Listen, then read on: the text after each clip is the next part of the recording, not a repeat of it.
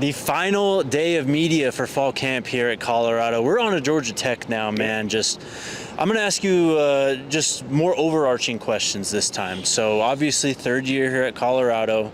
What is something that you've been pleasantly surprised by for this camp that is maybe you didn't expect the last 2 years that you saw this year? I got to rewind it back to the arrival of Coach Swayze, because this team came to fall camp in football shape, which put us ahead of schedule compared to past years. Because now the guys are ready and in shape to practice football instead of taking about 3 to 7 days to get acclimated, to condition to practice. So that put us ahead of schedule. If you go by the book, on schedule, but compared to the past, that put us ahead of schedule. I think the strength and conditioning also aided us in being relatively injury-free across the board. Yeah. You look at Jason Phillips' wide receiver room, because you're always going to get DBs, wide receivers with these injuries. Hammies happen. Only got one guy injured, and it was a pinky. So shout out to strength and conditioning staff. And then the guys were ready when fall camp arrived to go into the installs and learn the playbook. On the other side of the ball, what is something, or on the other side of the coin, I guess, what is something this camp that is maybe concerned you, something that you still think, we got to tighten this up, we're not quite game ready yet? We got a lot of talent, right?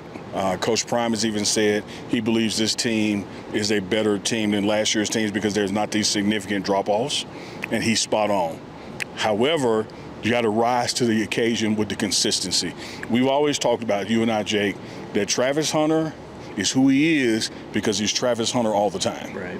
Now we got to get Preston Hodge to be Preston Hodge all the time. DJ McKinney to be DJ McKinney all the time.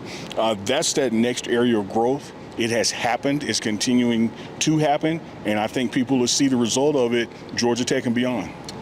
Consistency, a big word out here today. Coach Mathis, he spoke about that with his cornerbacks room. I asked Preston, what does that cornerback opposite of DJ need, to earn that role in Coach Mathis' eyes? He said consistency. So Teon Parks, RJ Johnson, sounds like they're battling it out. What have you seen from those guys so far this camp? And not a pick of who you think is going to win, but also, besides that consistency, what needs to happen to win that job? Be consistent. Because here's the thing, dude. Like, you can't break up a pass, get an INT, then get beat over the top. Like, that didn't happen with the Calvin Stephen Craig. That didn't happen with the Travis Hunter. It was consistency. And I believe that those guys are here. They've arrived. They're ready to play.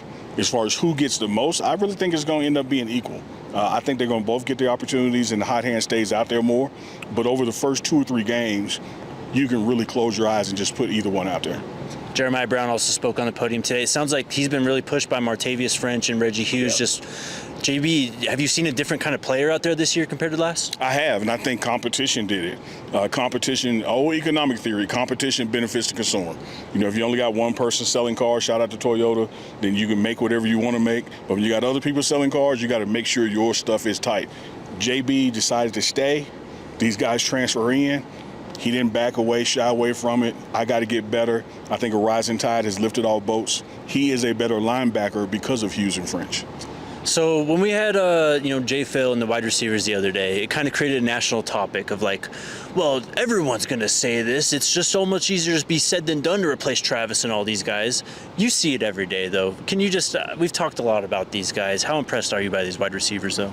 But I think they've seen it, and I don't know why they're doubting it.